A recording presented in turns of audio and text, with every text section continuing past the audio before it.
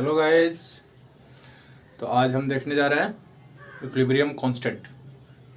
Equilibrium chapter में हमने कुछ कुछ समझा, कैसे इक्विलिब्रियम होता है, कैसे इक्विलिब्रियम गेन करेगा। That mean rate of reactant is equal to rate of product. Reactant से प्रोडक्ट बनने का और प्रोडक्ट से रिएक्टेंट बनने का जो रेट होगा दोनों सेम होगा, मतलब कि सेम टूटेगा सेम बनेगा, सेम टूटेगा सेम बनेगा। ठीक है, स्पॉन्टेनियस रिएक्शन, ये सब चीज़ मैंने दिखाया आपको। अब हम थोड़ा सा डिस्कस करते हैं होमोजीनियस और हेट्रोजीनियस। तो किसी रिएक्शन, केमिकल रिएक्शन को होमोजीनियस कैसे कहेंगे? दैट मीन रिएक्टेंट और प्रोडक्ट दोनों का फेज सेम हो। गौर से सुनिएगा, रिएक्टेंट और प्रोडक्ट दोनों का फेज सेम हो तो उसे हम कहेंगे रिएक्टेंट, होमोजीनियस रिएक्शन। और हेट्रोजीनियस क्या हो जाएगा? जो डिसिमिलर हो, जैसे गैसियस स्टेज से वो सॉलिड स्टेज में चला गया, सॉलिड स्टेज से वो गैसियस स्टेज में चला गया, जैसे कंडेंसेशन, सब्लिमेशन, ये सब प्रोसेस। ये क्या देता है?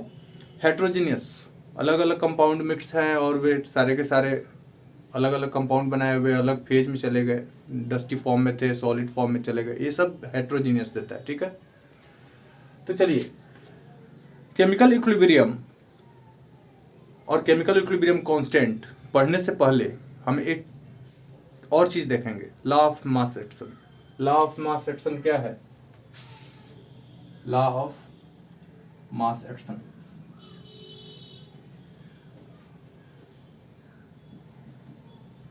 इसको समझने के लिए सबसे पहले हम एक इक्वेशन लिख दें, A plus B B,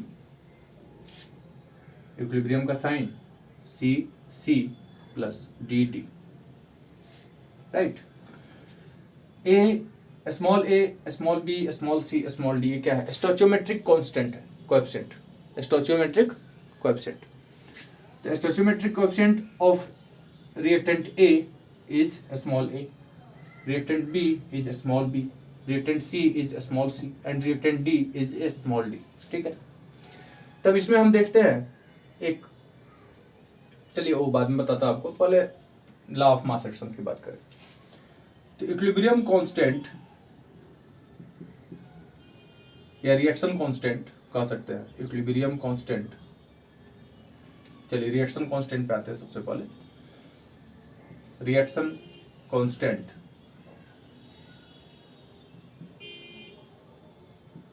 proportional होगा इसके रिएक्टेंट के एक्टिव मास के प्रोडक्ट के बराबर। ये समझिएगा, रिएक्टेंट के एक्टिव मास के प्रोडक्ट के बराबर। That mean concentration of A, concentration of B का प्रोडक्ट हम लिख दिए, और एक्टिव मास क्या हो गया? यहाँ पे ए और बी, यहाँ पे एक्टिव मास हो गया, जो कि पावर में हम लिख देते हैं। इसी के थ्रू वो फॉलो करेगा, ऑलवेज रिएक्टेंट। ठीक है, अब बात ये है कि फॉरवर्ड रिएक्शन रहेगा तो रिएक्टेंट ये हो जाएगा, और बैकवर्ड रिएक्शन के लिए रिएक्टेंट ये हो जाएगा। ठीक है, तो चलिए उसको भी देख लेते हैं थोड़ा सा। रेट कांस्टेंट, रिएक्शन कांस्टेंट, इसको रेट कांस्टेंट भी बोल सकते हैं आप। चलिए रेट कांस्टेंट लिख दो। आप लोग कंफ्यूज कर जाएंगे कि सर हमने तो कुछ और पढ़ा था, आपने कुछ और पढ़ा दिया, ये तो बड़ी डेंजर काम है सर। तो rate constant RC is equal to KF, that mean forward reaction के लिए जो कांस्टेंट आएगा, KF into concentration of A to the power small a, concentration of B to the power small b, और again RC equal to KB backward reaction के लिए CC and DD। ठीक है, इन दोनों को इक्वल करके देखते हैं क्या होता है, कुछ तो आएगा। इक्वल करेंगे तो KF AA BB is equal to KB CC DD। कहीं कहीं मेरे वीडियो में कुछ कुछ पोर्शन में लिखता हूं तो कभी कभी छूट जाता है, तो आप लोगों से रिक्वेस्ट है कि मेरे बातों को ध्यान में रख के उसको आप लोग राइट अप कर लीजिए। ठीक है, कहीं कहीं सेटिंग मेरा गड़बड़ हो जाता है, सॉरी फॉर दैट। हाँ, बट मैं फेथफुल हूँ आपके लिए, इसीलिए आपको मैं सॉरी भी बोल देता हूँ इसके लिए, ठीक है। K F upon K B is equal to C C D D A B B. अब टू दी पावर बी ना बोल के बी भी बोल देते हैं, जिससे कि आपको लिखते समय में तो समझ में आ ही जाएगा कि सर क्या लिख रहे हैं। And this is known as reaction constant, that mean equilibrium constant. तो chemical equilibrium constant K is equal to KF by KB CC DD upon AA DB, ठीक है। तो ये हो गया आपका केमिकल इक्विलिब्रियम कांस्टेंट, ठीक है। अब इतना हम समझ गए। अब जरा ये भी सोच लें कि इसका यूनिट क्या होगा। तो कॉन्सेंट्रेशन का यूनिट जो भी होगा वह मोल पर लीटर में होगा, ठीक है। तो थोड़ा मिटा देता हूं, उसके बाद आपको बताता हूं। मोल पर लीटर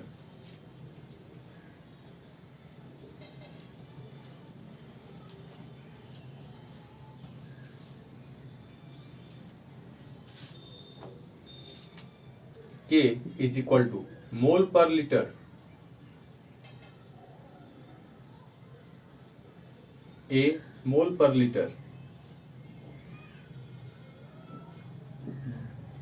C था ना यहाँ पे, C और D, C और D, और यहाँ हो जाएगा हमारा मोल per litre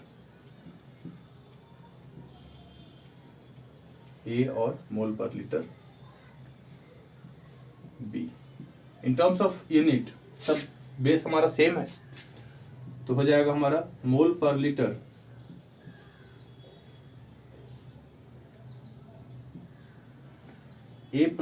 C plus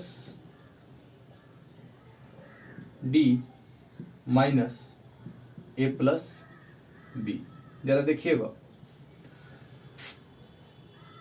total number of mole in product C plus D and total number of mole in reactant A plus B. This is known as delta N C plus D minus A plus B. तो हम लिख सकते हैं इसको, K का unit क्या होगा, unit of K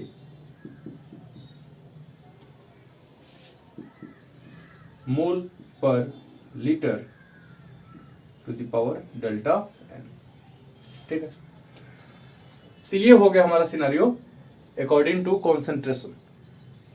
गौर कीजिएगा, मैंने यहाँ पे कॉन्सेंट्रेशन का साइन दिया हुआ है ब्रैकेट। तो यदि हमारा जो भी रिएक्टेंट है वो मोल पर लीटर में है, तो कॉन्सेंट्रेशन के फॉर्मूले से हम K निकाल लेंगे। अब यदि वो गैसियस पार्टिकल हो तो क्या करेंगे। तो गैसियस पार्टिकल में हम क्या करते हैं, प्रेशर के हिसाब से चलते हैं। अब उसके हिसाब से थोड़ा चलेंगे, क्या होगा कैसे होगा, we don't know, still we don't know. तो अभी हम सीखने जा रहे हैं, हमें कुछ नहीं आता, बस सीखेंगे, जो आएगा सब समझ में आएगा कि हाँ ठीक क्या होगा। चलिए मान लीजिए हमारा A प्लस B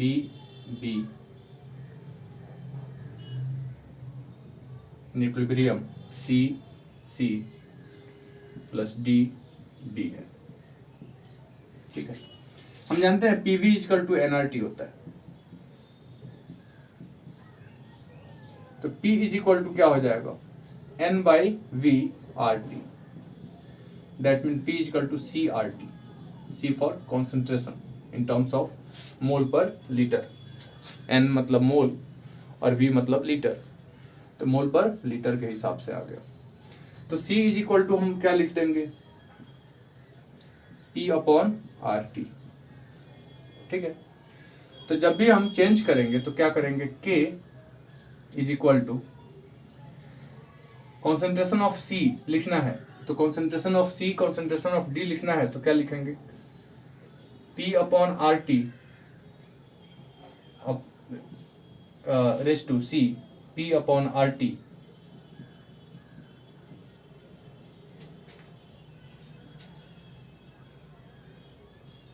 डी, ठीक है।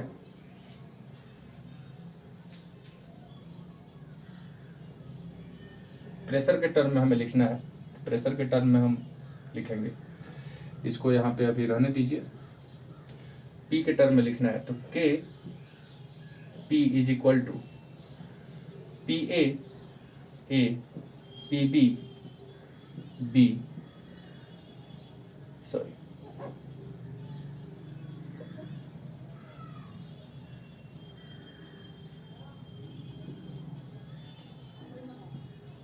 P A dot P B B, ठीक है। तो कुछ ऐसे स्टूडेंट मेरे को कभी कभी समझाते हैं कि सर यदि ऐसा होने लगे तो उसको एडिट कर दीजिए, मतलब कोई ज़रूरत नहीं है। इस तरह लगता है कि हम बच्चों के साथ डिस्कस कर रहे हैं, और ये बच्चों के ऊपर थोपना नहीं है। बच्चों का दिमाग भी चलता रहता है, हमारा भी दिमाग चलता रहता है, बच्चों को कुछ कन्फ्यूजन होता है, हमें भी कन्फ्यूजन होता है। We all are human beings and trying to grow always. Then P के जगह पे हम क्या लिखेंगे, सी आर टी। तो C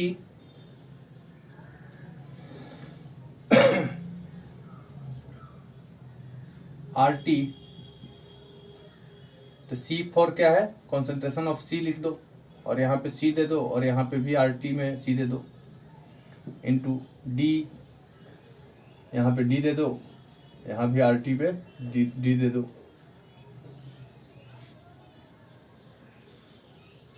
similarly for A R T, A B R T to the power B हो गया। अब ये क्या दे देगा, सी डी ए बी